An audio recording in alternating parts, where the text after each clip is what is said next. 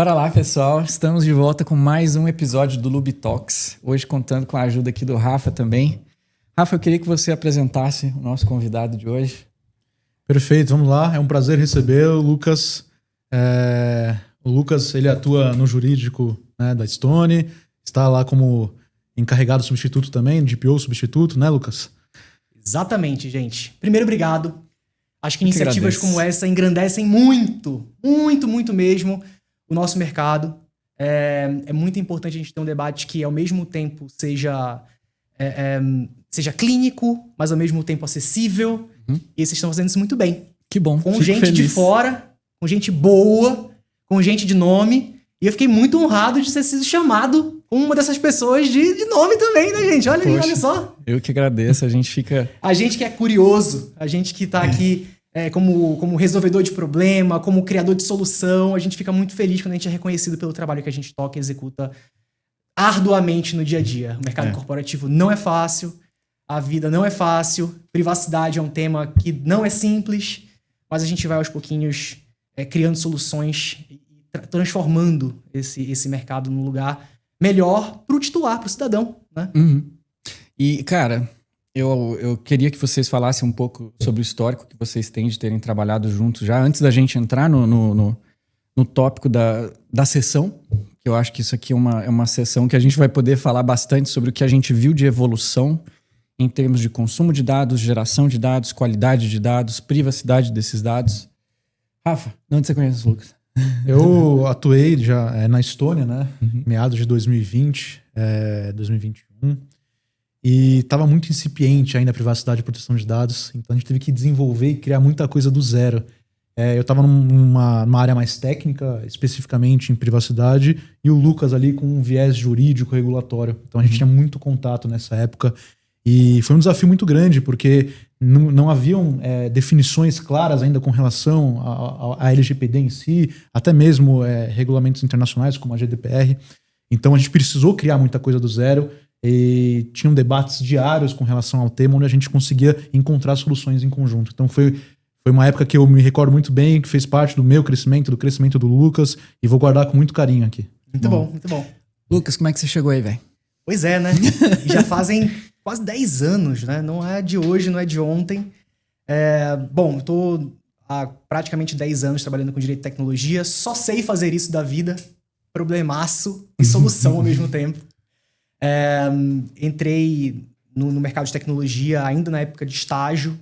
Trabalhei com a Sandra Rocha, que é um grande nome do estado do Pará em tecnologia, em privacidade, mas ainda com foco no setor público. Eu vim de lá do setor público, não comecei no setor privado. Lá, na assessoria de orientação normativa em tecnologia da informação, nome de príncipe, eu sempre trabalhei em área com nome de príncipe. Sempre são muitos assuntos ao mesmo tempo, para mostrar a dinamicidade da nossa área, né? Então, hoje a gente tem privacidade, proteção de dados pessoais, inteligência artificial, ética, e o nome vai só crescendo. Né? Mas desde lá a gente tinha essa preocupação, né, de dentro do setor público, ter uma área que cuidasse desses aspectos relacionados a normativas em tecnologia da informação, numa época que não se falava de LGPD ainda. Né? Numa época que se falava inicialmente de governança de tecnologia, numa época que se falava da construção dos primeiros paradigmas Marco Civil da Internet. Ainda com o início do Marco Civil da Internet, com a regulamentação do Marco Civil. Então a gente vem de lá, construindo isso no setor público, né? Tive uma passagem ali junto com a Sandra e com a equipe do CETIC da Universidade Federal do Pará pela RNP. Então a gente trabalhava com a RNP na estruturação das redes metro, né, que são as redes de conexão de dados das universidades, que é a origem da internet no Brasil praticamente. Lógico. Né? Então, tenho muito orgulho de ter feito parte dessa história, mesmo que de forma muito tímida ainda, muitas vezes. A RNP é uma instituição que fica, às vezes, escondidinha ali, prestando esse tipo de serviço. E tá sempre lá. Tá sempre lá. E logo na sequência, enfim, era da Fundação Estudar, a Stone acabou me conhecendo, e a gente veio para São Paulo, vim até São Paulo para construir com a Stone muitas coisas, e dentre elas, a que teve mais impacto na minha carreira e no que eu faço hoje, são os temas relacionados à privacidade e proteção de dados. Então, desde o primeiro dia que eu estive ali na Stone, que eu cheguei na Stone, a gente já começou a olhar para os assuntos relacionados à privacidade, numa lógica ali que a gente tinha, como o Rafa comentou, muitas indefinições, uma legislação que não estava em vigor ainda, mas que já dava seus primeiros passos, já estava ali no período de vacácio legis, toda aquela discussão, Rafa, vai entrar no ar, vai entrar em vigor, não vai entrar em vigor, vai entrar em vigor, não vai. Vai pegar, vai não vai pegar, pegar. não vai pegar. Isso foi em 2018, 2017? Quando que foi isso? De 18 até 2020, É. né? Então tem esse ato ali da norma. E a gente estruturou tudo, basicamente, tudo do zero. A gente começou ali, final de 2018, início de 2019, com um projeto de adequação LGPD, né? E a gente participou ativamente de tudo isso, e na sequência, estruturação de fato dos programas de adequação e agora de melhoria contínua. Então, estive lá sempre, né, estruturando. Agora na posição de coordenador jurídico, encarregado substituto da companhia. E queria agradecer a Stone também, importantíssimo a gente agradecer aqui e falar que as opiniões que eu vou indicar aqui ou comentar com vocês são opiniões pessoais minhas na condição de especialista, não representam a opinião da Stone, mas a Stone é um ente muito importante do mercado também, discute, cria muito. Então, às vezes é até inevitável a gente falar da Stone quando a gente fala de criação, né? Que acaba virando um padrão, né? Porque acaba virando padrão, né? Então, vamos comentar um pouquinho hoje sobre o mercado, sobre o que a gente vê e tem de percepção sobre o que a galera tá fazendo. Mas esse é um pouquinho do que eu faço aí da minha história. Excelente. Excelente, Lucas. Sua? Bom, vamos lá. Primeiro, queria agradecer, né, a sua participação, Lucas. E eu queria entender como que você enxerga o atual momento do mercado de pagamentos com relação ao LGPD. Pagamentos, banking e o setor financeiro de maneira geral. Excelente. Mudanças aconteceram. Amadurecimentos aconteceram. Então, eu divido didaticamente a privacidade dentro das instituições de pagamento, principalmente, que é o que olho e estudo e pesquiso ao longo desses últimos anos, em alguns momentos. Então, o primeiro momento que a gente teve foi o momento lá em 2018, com o momento pré-norma, né? O momento que a gente tinha o marco civil, algumas teses que a gente começava a olhar já para o exemplo de fora, né? Para as diretivas ainda, para o próprio GDPR, na sua origem, no seu início, né? Nas suas discussões preliminares, na sua consolidação inicial. Nesse momento, a gente tinha muitas dúvidas do que poderia vir e foi parte muito ativa, o mercado foi parte muito ativa da construção da norma. Né? Então, a LGPD foi uma norma que foi construída a muitas mãos. Né? E o mercado participou muito disso de forma direta ou através de associações, né? Nesse passado um tanto quanto remoto. Né? Depois a gente passou por um segundo momento em que a norma, a gente conseguia olhar para ela, conseguia tocar nela especificamente, e a gente tinha dúvidas de como implementar. A LGPD foi uma norma que veio cheia de indicações de regulamentação posterior. Que hoje, a gente vai chegar lá daqui a pouquinho. Mais ou menos o processo de nascimento de uma lei no Brasil, ele começa assim, né? Exatamente, exatamente. E ainda sem um regulador né, constituído para de fato, olhar para a matéria. Eu acho que é o que mais me dá aflição, é que quando tá nascendo, a gente não sabe nem quem vai ser o regulador disso, né? Eu vou criar umas regras aqui e a gente vê como é que confere depois. Como tá acontecendo, como aconteceu, na verdade, com inteligência artificial. Né? Então essas discussões em IA vêm muito forte nesse sentido. Né? A gente tem que ter ali um regulador, de fato, para olhar essa matéria e, de preferência, que a norma não nasça sem esse regulador. Sem esse regulador. Né? Porque a tecnologia vai andando. Né? E aí esse segundo momento, a gente podia tocar na norma, mas a gente já tinha muitas dúvidas de como implementar os controles que estavam previstos na norma, especialmente considerando essas lacunas que existiam. Esse momento foi o momento que a gente montou no mercado projetos de adequação. A gente olhou e, sistematicamente, a grande maioria das instituições contratou uma consultoria técnica e uma consultoria jurídica. Montou times técnicos e jurídicos para olhar para o assunto. Né? E montou lá o famoso roadmap de adequação à LGPD, indicando quais seriam as atividades do plano de ação, e nossos líderes olhavam para aquilo e falavam: que ótimo, depois que eu cumprir essas 60 ações, a companhia está adequada à LGPD. Vai acabar. A lei não estava nem em vigor ainda. Esse é o momento anterior. A gente passou por um terceiro momento, que a LGPD entra em vigor, e aí, um Deus nos acuda, todo mundo querendo saber quantas solicitações de direito dos titulares a gente ia receber no primeiro dia de vigência da LGPD. Todo mundo lembra disso. Eu lembro, inclusive. Todo mundo lembra disso. A gente entrou, a gente olhou. Foram muitas, não foram poucas. Teve um buzz muito grande na época. E nesse momento a gente tinha percorrido já muitas tarefas, muitos tópicos do projeto de adequação, e a gente começou a se deparar com os desafios da realidade. Né? A realidade foi implacável com a gente ali. A gente teve que começar a elaborar teses, entender como é que se enquadrava uma base legal, entender como é que se implementava uma medida de segurança. O day after, né? Exatamente. Eu acho que muito do que se viu naquele momento no mercado era, não digo míope, porque a gente não tinha como ver ainda, talvez, de forma com exatidão o que existia por ali. Mas muitas das corporações dentro do nosso mercado optaram por seguir uma lógica muito mais administrativa do que técnica com relação aos processos relacionados à privacidade. Então, muito se falou de inventário de dados, de relatório de impacto à proteção de dados, muito se falou em atendimento aos direitos dos titulares, mas no início pouco se falou de tecnologia.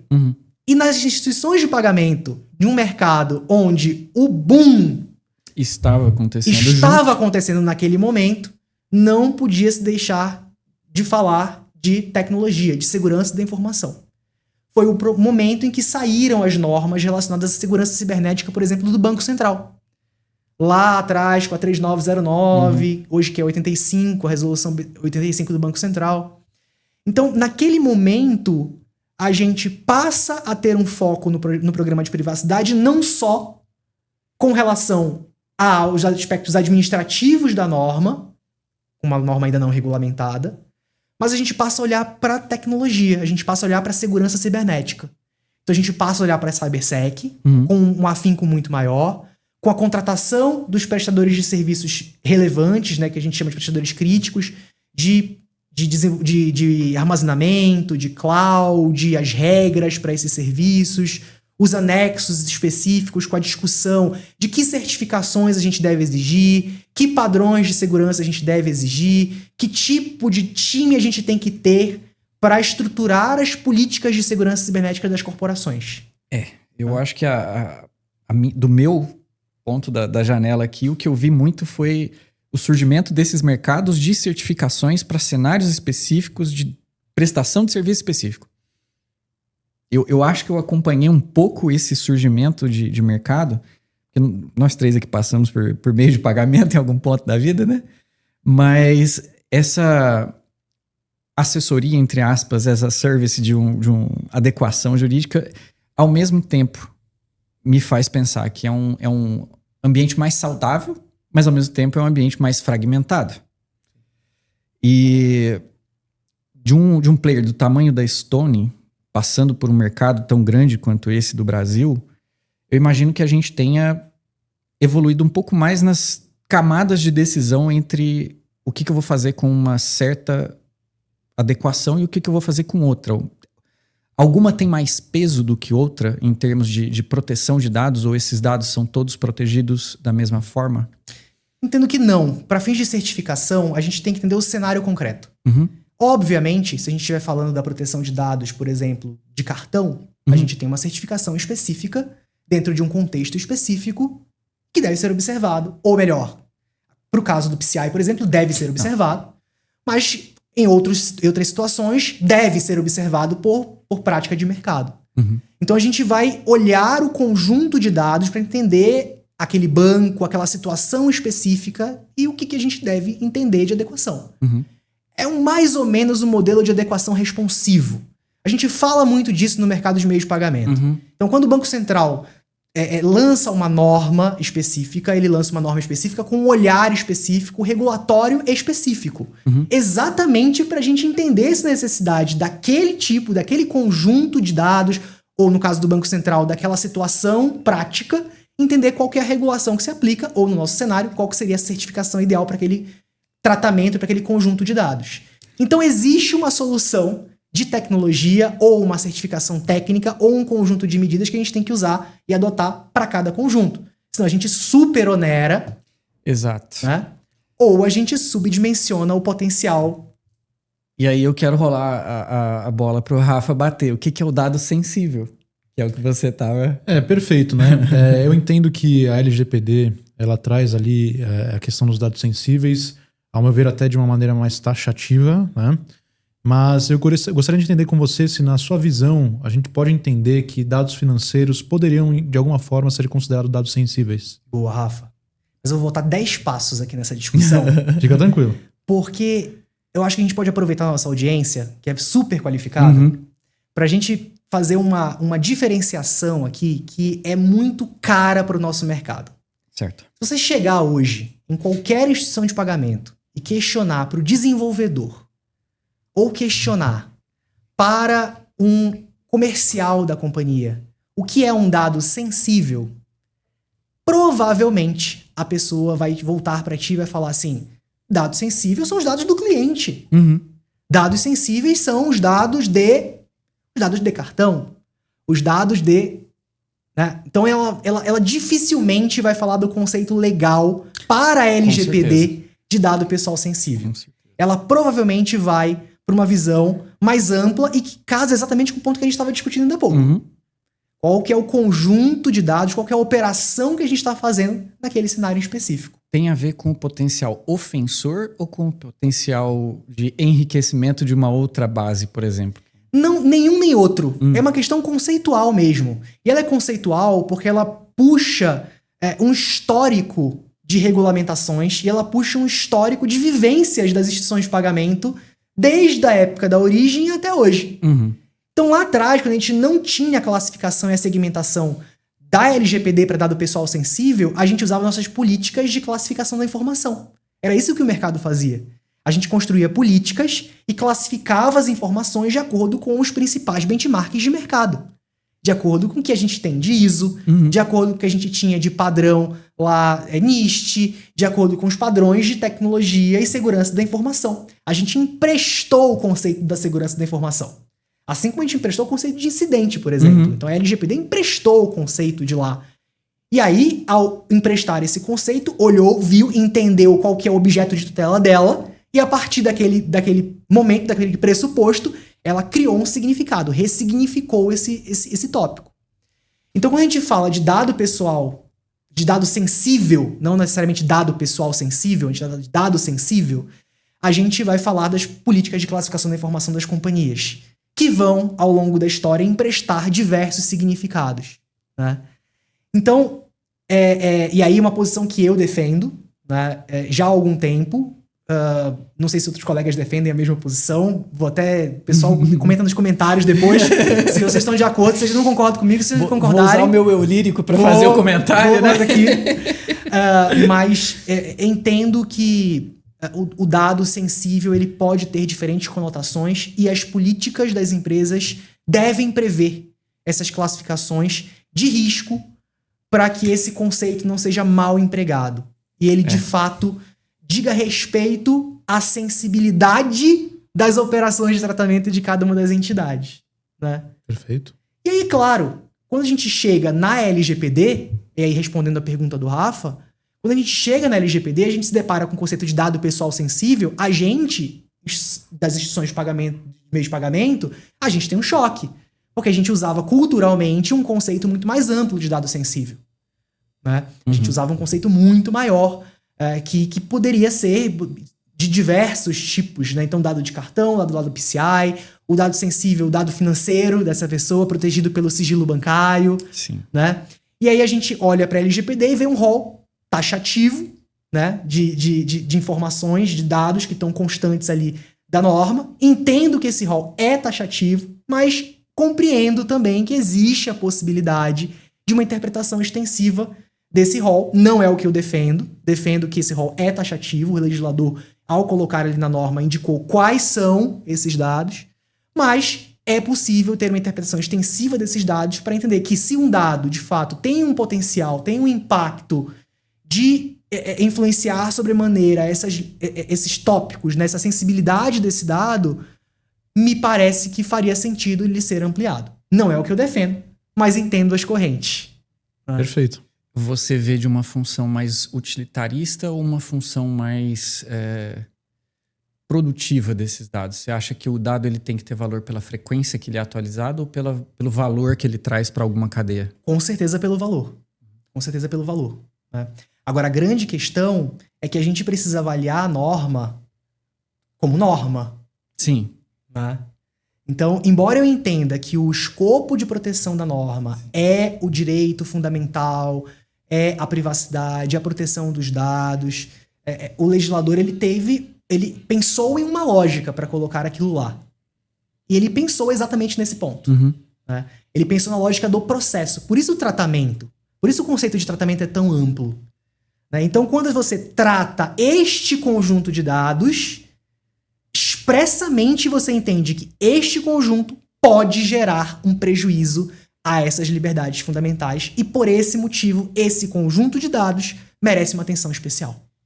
Lucas, eu queria entender um pouquinho como você enxerga a questão da educação com relação à privacidade, conscientização, educação dentro das companhias. Excelente, Rafa. E eu acho que esse ponto é importante a gente falar porque ele fala muito daquela terceira fase que a gente estava comentando metodologicamente de quais são as fases dos projetos de adequação.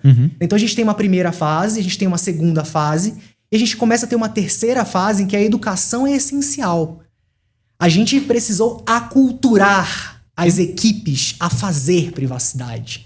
Então o mercado de meios de pagamento, a partir do momento em que ele observa o papel dele e a importância que ele tem dentro das relações sociais, naquele momento em que a gente tem um boom, né, da bancarização, trazendo esse aspecto muito mais focado no titular de dados. A gente tem um cenário de pandemia, em que a gente tem uma quantidade de titulares muito maior dentro de meios digitais. E eu gostaria de acrescentar nessa sequência a próxima que vai vir agora, que é o Open Finance para linha de crédito. Que eu acho que vai pegar vocês aí na cabeça do prego. Perfeito. E nesse momento, foi exatamente o que a gente precisou fazer. Educação, aculturamento.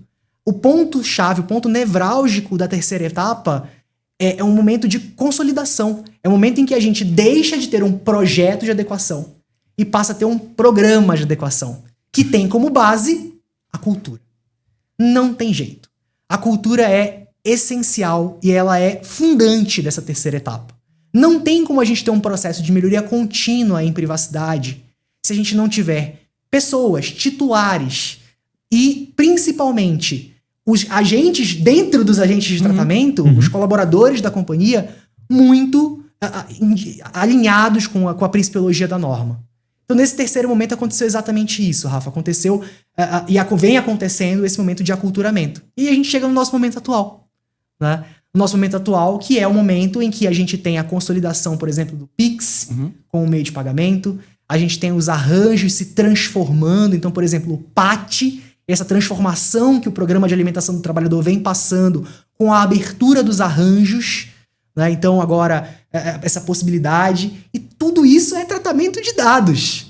Tudo isso influencia e implica agora um tratamento cada vez maior, um tratamento cada vez mais segmentado desses dados e preocupações muito particulares em cada um desses conjuntos. E, além disso, as preocupações que a gente vem tratando agora. Então, o Open Finance, por exemplo, ele vem com tudo, em todas as suas etapas. Eu tive uma conversa muito interessante essa semana na Lube com um parceiro de negócios nosso, que a gente está vendo uma tradução do modelo que veio de Open Finance, especificamente aqueles modelos mais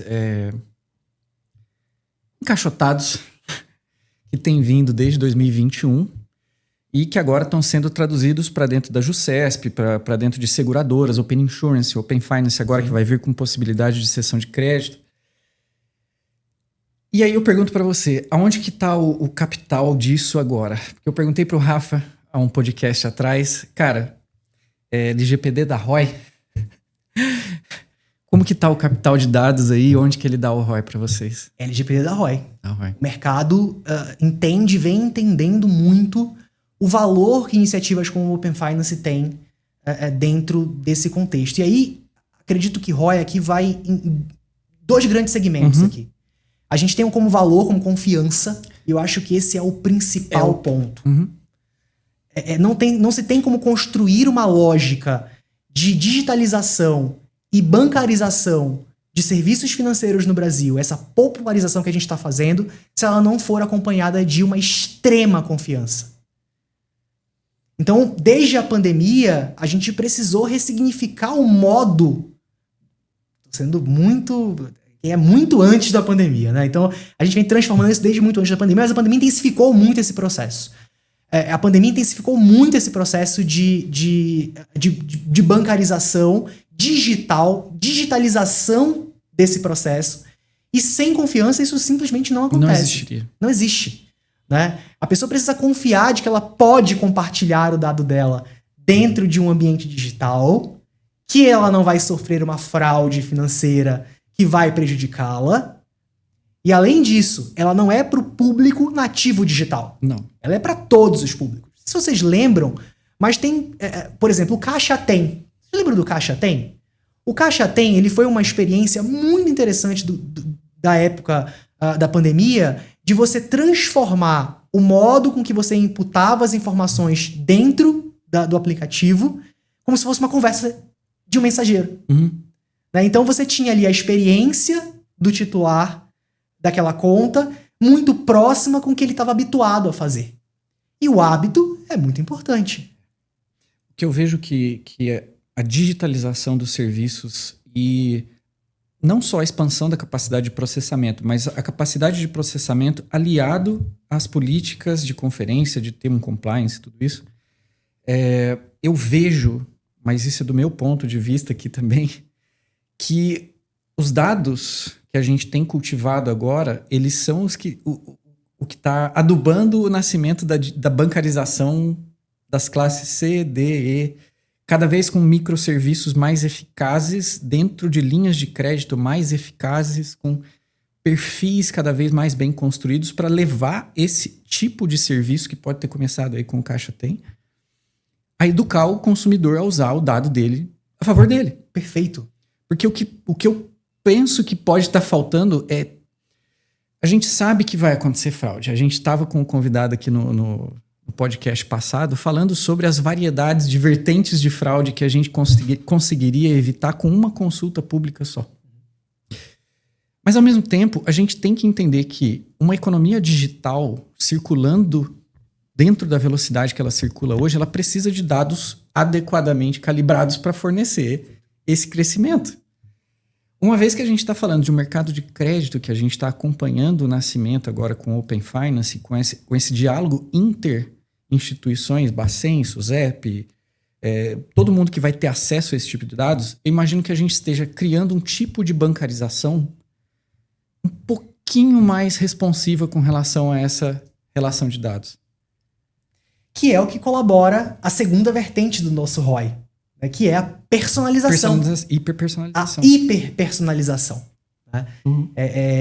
Os serviços, eles eram até um certo ponto personalizados. Hoje, de forma digital, a partir desse uso desses dados, hiperpersonalizados. Né? Então, o valor que esse dado tem hoje para a instituição de pagamento é valor para o titular, é valor para o país.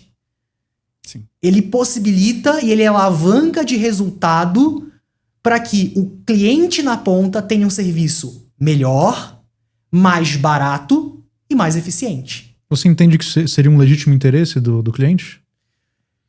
Um legítimo interesse do cliente. Sim, seria um super interesse do cliente. Né? Não na acepção da base legal legítimo interesse, mas de ter interesse do titular, desse cliente na ponta, em ter esses serviços mais personalizados. Né? Então a gente precisa sempre olhar, Rafa, para esses conjuntos de dados, para essa economia digital que vem sendo formada a partir desse compartilhamento de dados, a partir desse compartilhamento de dados que a LGPD viabiliza, dentro dessa lógica. De uma lógica que serve ao próprio titular. Perfeito. O mercado, ele vem construindo soluções para o titular. A gente constrói com foco no cliente. A gente constrói um produto de crédito melhor, um produto de crédito mais barato, porque a concorrência é maior.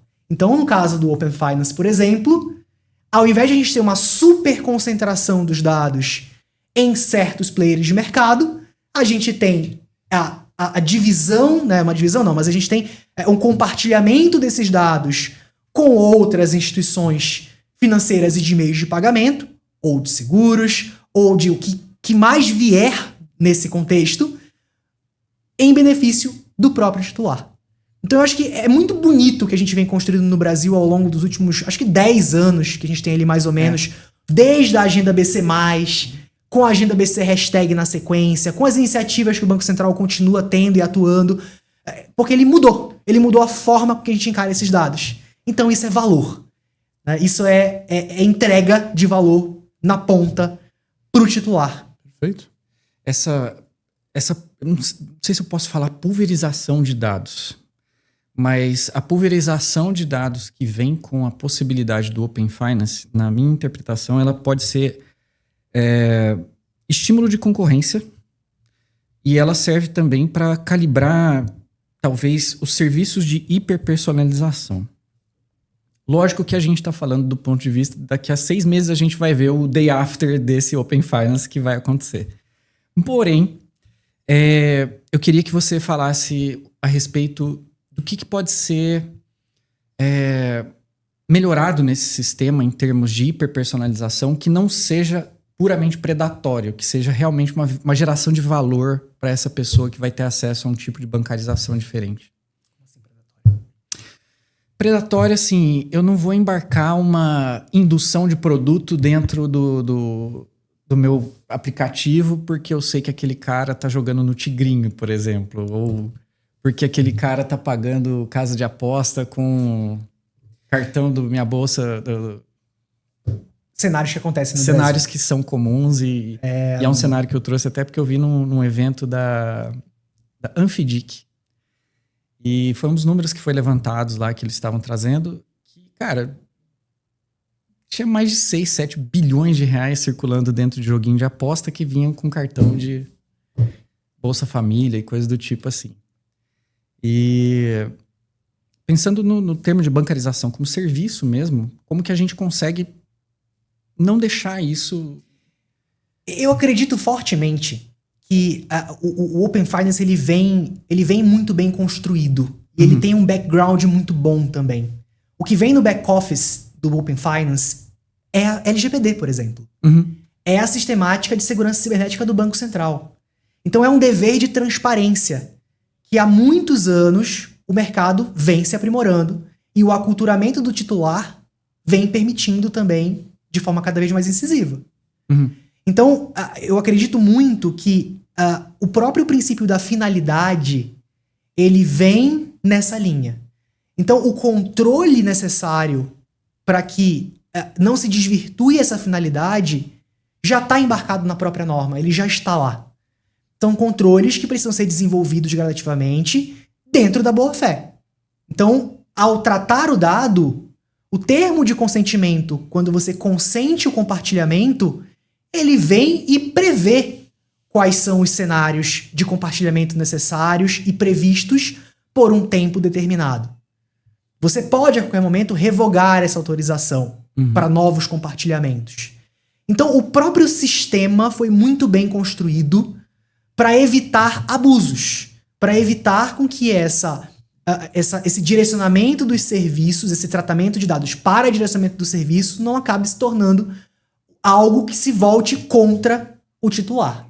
Agora, claro, a gente sempre conta, e por isso o mercado de meios de pagamento, inclusive, conta não só com a regulação setorial do próprio Banco Central, mas a gente conta também com o apoio de outros reguladores. No caso, por exemplo, que a gente tem ali das apostas, das loterias, a SPA vem numa atuada muito boa e muito participativa de como fazer isso.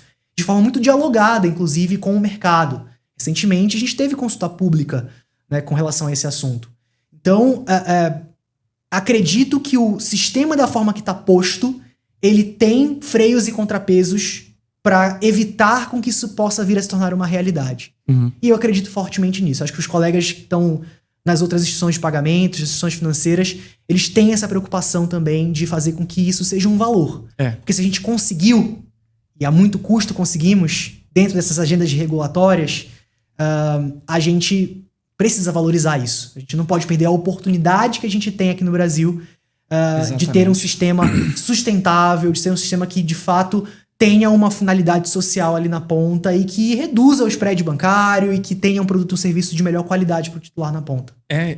Eu vejo essas iniciativas, assim, eu gosto de ver a paixão no olho disso, porque, cara, o Brasil é exemplo. Em meio de pagamento, bancarização, transmissão de dados, a gente tá bem, cara. E eu gostaria de ver isso chegar como qualidade de vida na mão de quem tá usando, sabe? Ter uma relação positiva com um banco, só para variar um pouquinho, né? Vamos ter uma relação positiva de pagador. E eu acho que a gente tem essa chance de construir isso no Brasil, porque a gente consegue pensar isso, eu acho, de maneira mais lúcida, talvez, com essas medidas, de ter a norma, de ter a instrução, de ter um grupo participativo, dialogando e fazendo sistemas que são representantes daquilo que a gente acredita um pouquinho, né, para variar. E, cara, como que você vê isso acontecendo nos próximos 3 anos? O que você espera ver? Só para complementar também, né, acho que tem um ponto aí que é a Drex, o Real Digital. Né, que em breve estaremos aí, provavelmente, vendo na prática acontecer. Dá orgulho de ver e dá orgulho de ter participado de tudo isso. Né? Eu lembro, há 7 anos atrás, quando eu me mudei para cá, para São Paulo, para olhar para meios de pagamento, serviços financeiros, o Pix, por exemplo, era uma consulta pública, ele era um edital. Né? E a gente fala de edital de pagamentos instantâneos. Como vai ser o futuro dos pagamentos no Brasil? E eu vejo hoje, nos Estados Unidos, o FedNow sendo construído. Passei por isso há 6 anos atrás. 7 anos atrás. Então a gente é vanguarda. E exatamente por ser vanguarda é que eu acredito que os próximos 3 anos vão ser de muitos desafios, obviamente, mas de consolidação. Consolidação da estabilidade dos sistemas. Então a gente vai trazer uma estabilidade cada vez maior. E estabilidade que eu falo aqui no sentido de tecnologia, obviamente, mas não só nisso. Estabilidade no modo em que o titular encara essa tecnologia e, principalmente, tópicos que ainda não foram vistos, mas que ainda precisam ser aprimorados. Como vem sendo construído agora, por exemplo, com relação ao Pix. Né? O Pix vem agora com os mecanismos, o mecanismo especial de devolução, as novas estruturas, alguns projetos, inclusive, que o Ministério da Justiça vem tocando em parceria com as entidades, com a FEBRABAN, com outras entidades, como a Bipag, como a ABEX, né, que vem trazendo uma visão nova para QIC cadastro, uma visão nova para fraude. Né? Então, eu acredito muito que esses próximos anos sejam um momento em que a gente precisa e vai olhar para a consolidação do que a gente bem vem fazendo. E, em paralelo a isso, a inovação não para. Rafa comentou. Vem aí o Drex. Super importante. Muitos contratos digitais agora destravados dentro dessa ótica. Claro, primeiramente com uma visão muito mais focada nas instituições financeiras. Dentro de uma lógica de instituição financeira. Não vai chegar ainda ao titular na ponta nesse primeiro momento. Sim. Vamos entender como é que isso vai funcionar. Exatamente por isso. A gente tem que consolidar muito bem os modelos antes de popularizar os modelos, né? Antes de disponibilizar isso a todos. Então eu vejo muito nessa linha. Eu vejo numa linha de consolidação, de aprimoramento do que é feito, sem prejuízo da inovação que vai continuar acontecendo. E aí essa inovação que vai continuar acontecendo vai se emprestar de diversos modelos. A inteligência artificial está vindo aqui para falar sobre isso pra gente também.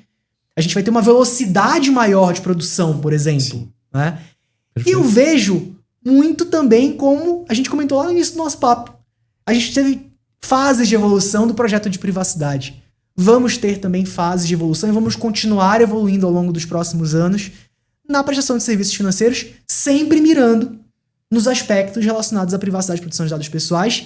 E aí é que vem os próximos 3 anos, talvez, da nossa autoridade, da NPD, com cada vez mais convênios nacionais e internacionais, com uma visão cada vez mais integrada com outros reguladores. Então eu vejo uma NPD cada vez mais próxima do Banco Central, da SUSEP, da SPA. Eu vejo muito isso. Eu vejo um momento em que o regulador vai passar a olhar desafios específicos. O regulador, que agora regulamentou incidentes de segurança, a estrutura, ele regulamenta o papel do encarregado, ele regulamenta as transferências internacionais, e ele vai continuar regulamentando. E eu acho que os próximos tópicos que a gente vai trazer aí nos próximos podcasts, a gente vai falar também sobre pagamentos internacionais com DREX, pool de liquidez de stablecoins, a gente vai falar sobre PIX por aproximação, que eu sei que está vindo por aí daqui a pouco, sobre as possibilidades que a gente vai ter de expandir pensando em usabilidade. Eu acho que o sistema de dados e o mercado financeiro de pagamentos, eles são um testemunho de usabilidade de serviços imenso. Fato. Imenso. E eu espero trazer você novamente aqui daqui a alguns dias, se possível, para a gente conversar um pouquinho mais sobre o mercado de pagamentos, sobre LGPD, sobre uma conversa inteligentíssima. Muito obrigado pela participação, pelo tempo, pela dedicação, pelo estudo, pelo companheirismo. Lucas. Obrigado, viu, Lucas? Obrigado pela... Eu que agradeço, pela gente. aula. Estamos sempre por aqui. Uma aula, exatamente. Muito obrigado. Pessoal, até mais. Valeu, pessoal.